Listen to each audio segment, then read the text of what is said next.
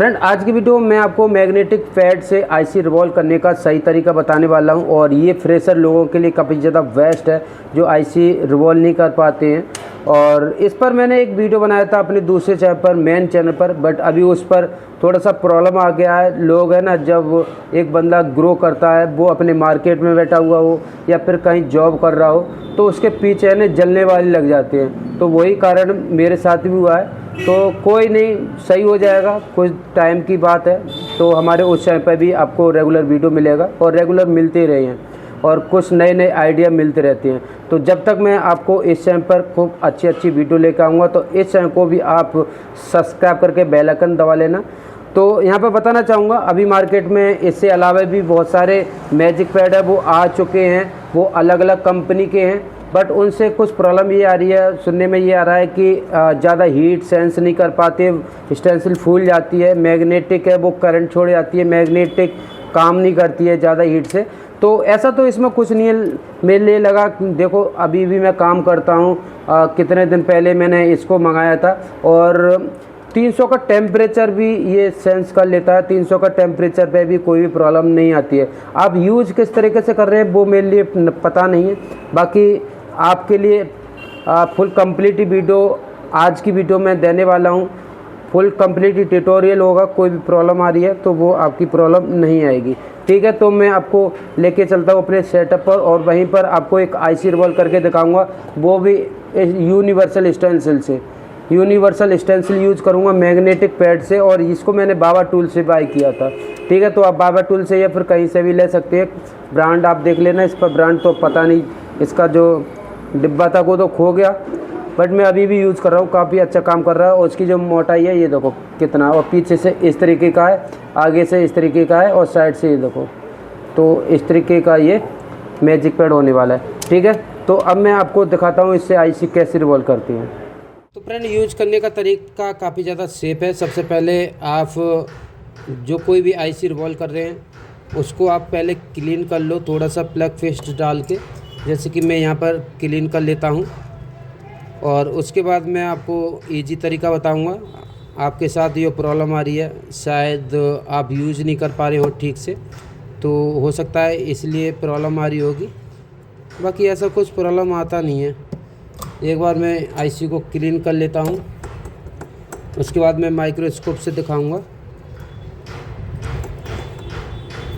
और क्या क्या कमी आप कर रहे हैं। शायद इस वीडियो से आपको कुछ हेल्प मिल जाएगी, क्योंकि आपने बाय तो कर लिया है बट वो काम नहीं कर रहा है, तो उस बाय करने का फ़ायदा ऐसा कुछ है नहीं है। तो एक बार और अच्छे से क्लीन कर लेता हूँ। शायद मुझे लगता है कि अभी जो पेस्ट है वो लगा हुआ रह गया इस पर। तो कोई भी आईसी है उसको अच्छे से क्लीन करो जब भी आप काम करो।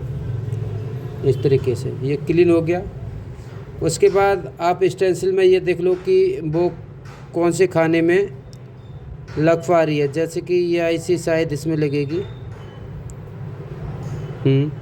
तो इसको पहले आप आयरन से इस तरीके से क्लीन कर लो। इसमें आपने रिवॉल्व किया है तो ठीक है,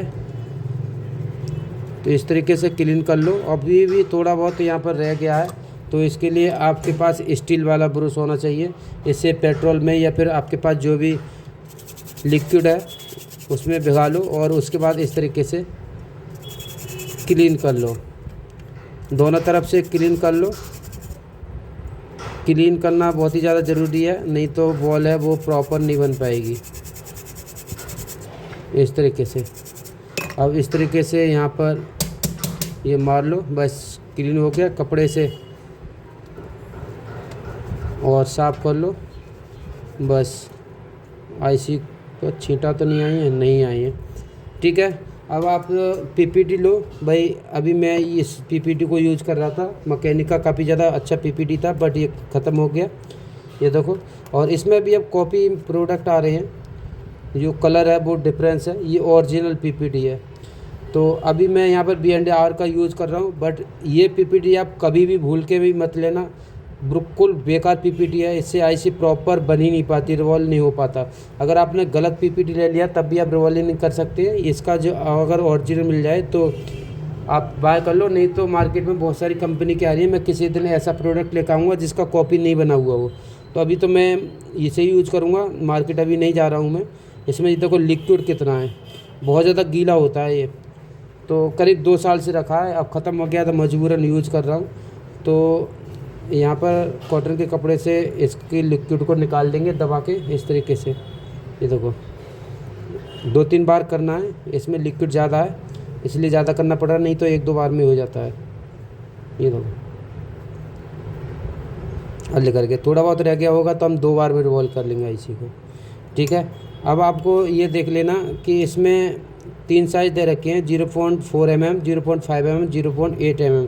8 mm का गहराई ज़्यादा है, 5 का कम है और 4 का और कम है।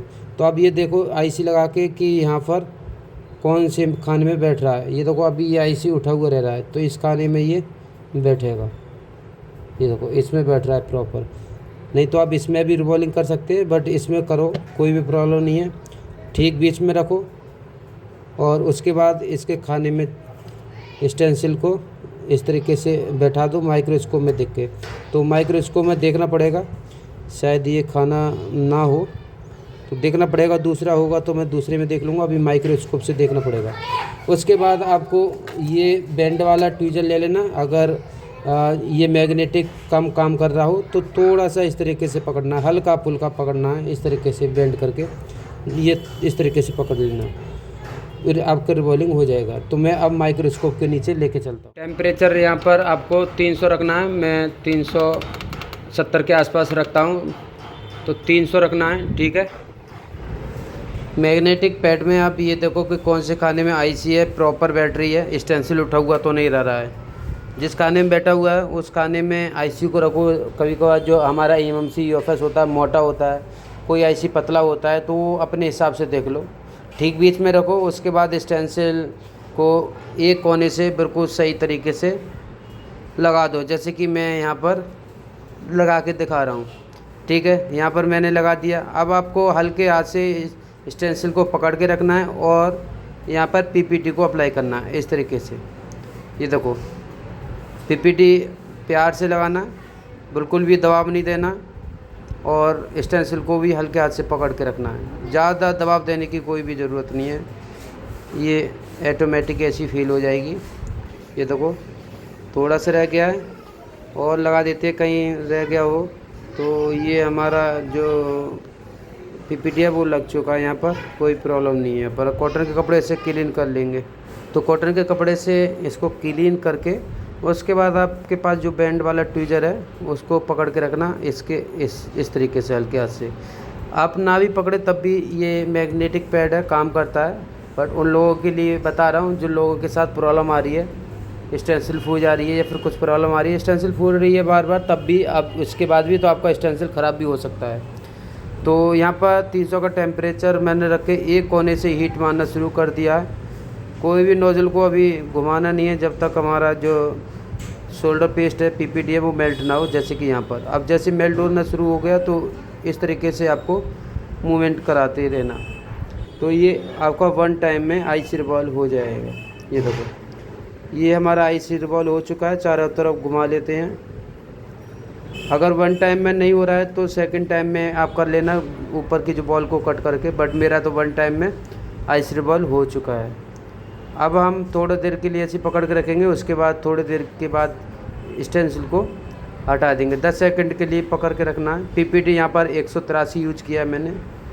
ये देखो अब यहाँ पर बहुत सारी एनसी बॉल है वो यहाँ पर चिपकी हुई रह गई हैं, तो इसके लिए आप पेट्रोल या फिर जो भी आपके पास लिक्विड है ब्रश को गीला करके इस तरीके से चलाना है। एक तरफ आपको एक तरफ चलाना है, चारों तरफ रगड़ा नहीं मारना है। एक तरफ किधर को भी कर रहे हो वो एक तरफ के लिए करना है, यानी कि जो बॉल एनसी है वो एक तरफ को निकले। अब इधर उधर करोगे तो वहीं की वहीं फंसी रह जाएगी, एक तरफ के लिए करना है। अब ये देखो, अब बारीकी से देखो भाई कोई बॉल यहाँ पर जॉइंट तो नहीं है या फिर रह तो नहीं गई एनसी बॉल, तो नहीं रह गया है। उसके बाद आपको फिर से हीट कर देना, करना चाहो तो, ना करना चाहो कोई प्रॉब्लम नहीं है। मैं यहाँ पर फिर से हीट कर देता हूँ। और ये देखो मैग्नेटिक पैड है, बिल्कुल भी नहीं फूल रहा है, कुछ भी नहीं हो रहा है। तो यहाँ पर अब मैं जूम करके दिखाता हूँ एक एक बॉल को। ध्यान से देखिएगा, कोई भी बॉल यहाँ पर मिला हुआ नहीं है, बराबर बॉल बना है, 1 टाइम में रिवॉल्विंग हुआ है। ये देखो, कहीं पे भी कोई किसी तरीके की प्रॉब्लम मुझे तो लग नहीं रही, और आपको लग रहा हो तो आप कमेंट करके बताना। तो कितनी ईजी तरीके से हमने जो मैग्नेटिक पैड के थ्रू आईसी रिवॉल्व करके दिखाया है, जो कि एक सीपीयू को रिवॉल्व किया, ना कि यहाँ पर पावर आईसी और ना ही एमएमसी को। तो सीपीयू को रिवॉल्व करके दिखाया, काफ़ी अच्छे से यहाँ पर रिवॉल्व हुआ है, किसी भी तरह की कोई प्रॉब्लम नहीं आया, 1 टाइम में हमारा आईसी रिवॉल्व हो चुका है। तो फ्रेंड ये देखो कितने अच्छे से हमारा जो आईसी है वो रिवॉल्व हुआ है। पहले मेरे लिए ये लगा कि इस साइज़ में ये आईसी बैठ जाएगा, बट थोड़ा सा ऊंचा उठ रहा था। इसकी जो गहराई है वो बिल्कुल इससे सही है ये वाले खाने में। और पहले मैंने जो क्लीन किया था इसमें जो हॉल है वो ये किया था, बट इसमें नहीं आया, इससे हुआ था, इससे हुआ। तो वो माइक्रोस्कोप में देख के पता चला हमारे लिए। तो देखो अभी भी ये आईसी चिपका हुआ है, तो अच्छे से रिवॉल्व हुआ है, कोई भी किसी भी तरीके की प्रॉब्लम नहीं है, और ना ही कोई फूला है ना ही कुछ। 1 टाइम में आईसी रिवॉल्व हमारा हो चुका है जो मैग्नेटिक पैड है उससे। ठीक है, तो जिन लोगों के साथ प्रॉब्लम आ रही है आप इस तरीके को ट्राई कीजिएगा, कोई प्रॉब्लम नहीं आएगी जहाँ तक। और हो सकता है कि आपके पास जो प्रोडक्ट है वो कॉपी हो, अच्छा ना हो, तो उसके वजह से ये प्रॉब्लम आए, तो कुछ कह नहीं सकता। ठीक है, तो इस वीडियो को आप ज़्यादा से ज़्यादा लाइक कर देना। चैनल पे न्यू हो तो चैनल को सब्सक्राइब करके बेल आइकन ज़रूर दबा लेना। तो आज के लिए इतना ही, मिलते हैं नेक्स्ट वीडियो में। Thank for watching.